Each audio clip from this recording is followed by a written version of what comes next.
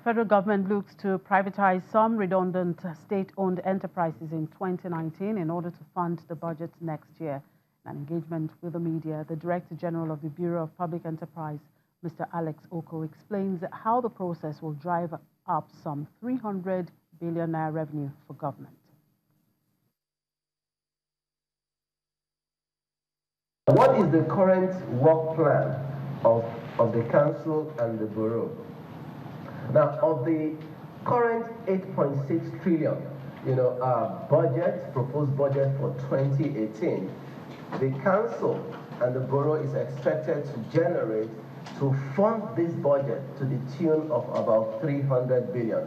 And essentially, this comes from, proceeds of privatization and commercialization activities of the Bureau. And part of that includes the sale of AFAM power plants. I'll speak a bit, in details about this later. And then the three plants under the National Integrated Power Project program. And these three are the power plant in Geregu, the plant in Calabar, and then the Omotosho power plant. And of course, part of the energy-focused activity involves the reprivatization of the Yola Electricity Distribution Company. You would recall that this company was returned to the federal government in 2014 following a force majeure that was declared by the previous core investor. So we are currently in the process of reprivatizing the Yola Disco. And these are some of the areas that we expect to be able to generate the funds to contribute to the 8.6 trillion budget of the federal government. Now, maybe this is also an important juncture to pause and for us to examine why it is very, very important and logical that, as part of our fiscal strategy, we look at the process of asset privatization in driving, the objectives of the fiscal plan rather than debt or, financing. It makes sense even for us as homesteads. When we have a challenge, with our finances, rather than go and borrow it, if we have any redundant asset, like a car you are not using, typically, common sense suggests that you dispose of that asset to fund the gap, in your family balance sheet, rather than, go borrowing, because you will still have to pay, or carry the burden of servicing that debt and the cost of the debt at some point in time anyway. So if we have redundant assets, as a sovereign government, it makes absolute sense that we realize value from those assets and use the proceeds to drive our growth objective as enshrined in our fiscal plans, And then some of the activities also include the concession of the Warri Old Port. The Warri Old Port is the last in the series of the 22 ports that, are being commercialized. And also the partial commercialization of the River Basin Development Authorities and the national parks. And if you're looking at where, government inefficiencies have crippled otherwise, solid plans of government, you need to go and visit the River Basin Development Authorities. When you compare the current state of this River Basin Development Authorities relative to the initial objective, you would just wonder why we are where we are as a nation. So the whole objective of this reform of the River Basin Development Authorities is to look at the key resource of water in the 12 franchise areas and begin to see how we can translate this key resource of water to power, so water leading to power generation, water to agric in terms of irrigation, and then water for consumption. So those are the three key values we see in that chain that, resides in the River Basin Development Authorities. Now, what you see now is that you go to any of these areas, land is just being indiscriminately leased out to various, sometimes the Chinese people, and there's no coordination in terms of how value is derived from this, very key national resource. So we're currently in the process of reforming the River Basin Development Authorities. We are starting with 4 pilots, 2 in the south, Osho River Basin, Niger Delta River Basin, and 2 also in the north. So one of the activities in our current work plan is also the reconcessioning of the Lagos International Trade Fair Complex. If you visit this complex, on Badagry Express Road, you also wonder, why we seem to be retrogressing in terms of the vision of our 4 leaders in establishing such, massive infrastructural projects, and we just seem to lack the capacity to be able to improve, on the state of this facility. So we are in the process. We've appointed a transaction advisor, and we're in the process of selecting a core concessionaire for the Lagos International Trade Fair Complex. Recently, we just concluded the sale of the Nigeria Security Printing and Minting Company, which also was beginning to experience some challenges in terms of its operations. You see, like I said, government is not the best manager of businesses. We need to realize that.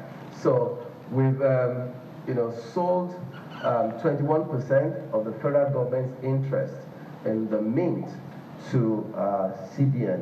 I know we've had, certain comments whether this is really privatization or not. But the critical reasoning or logic behind this structured sale is that, the Mint engages in certain sensitive activities, not just the printing of currency. It also engages in the printing of security documents, including electoral, ballot papers and materials. So you really don't want to give that kind of strategic asset to an entirely private sector. So it was a strategic sale or decision to sell the Mint to the CBN, which is also the major consumer of the products of the Mint. That sale fetched 17 billion, which of course we have contributed to the national treasury as part of our financial objective of 300 billion that we intend to meet in this current budget. Now, I've talked about AFAM power plants, talked about DISCO, talked about the NIPPs, Old Warri Port. We are also in the process of restructuring and recapitalizing the Bank of Agriculture. As a DFI, Development Financial Institution, it is perhaps the weakest in the agric ecosystem, in the agric chain. So we have to be able to create a viable financial institution that provides an avenue for the farmers to have easy access, to funding. And the whole idea about restructuring the Bank of Agric will bring in, 40% private sector investors. The government will own through CBN and Federal Ministry of Finance another 40%. And the private sector will own 20%. The government through CBN and MOFI will own 40%, and the farmers cooperative will own 40% of the new equity structure of the Bank of Agric. And so we make it, a responsible institution that is responsible to its shareholders. We are also, as part of our reform activity, currently engaged in the commercialization and restructuring and modernization of the Nigerian Postal Services system. We've also just approved the engagement of a transaction advisor, and this process will lead to the unbundling of NIPOST into 4 or 5 different business entities, and those business entities will operate under private sector commercialized principles. The Honorable Minister has spoken about the commercialization of the 3 national parks. So the whole idea is to try to remember these 3. So there's Kashaka Gunti in Kaduna State. There's the Calabar Park, and of course the Kainji Park. So we want to be able to create, this as eco tourism centers, that can also generate, requisite, revenues to be self-sustaining and provide activities on the eco-tourism scale. We're looking at the partial privatization of Calabar and Kano Trade Free zones. We've also appointed a technical advisor for that process so that we can create these as economic clusters and provide the necessary infrastructure in the free trade zones in Kano and Calabar and be able to attract manufacturing activities into those zones.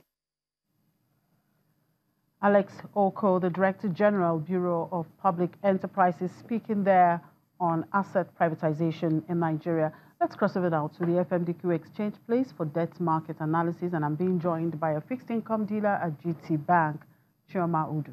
Good morning, Chioma. Thank you very much for joining us. Thank you very, very much for having me. Good morning. Okay, you do a quick review of the market development yesterday. Okay, it was on the short end of the curve. It was a very mixed market with a bullish bias, as resulting to the anticipated inflow of naira into the market. We saw the approval of FAC of about 345 billion to the system, and then we have an anticipated OMO maturity of about 381 coming in tomorrow. So as a result of that, we saw a lot of buying at the short end of the curve, where investors try to at least invest those funds as we wait for the primary auction today. Talking about the primary auction, what should we expect to see after this Treasury bill auction today?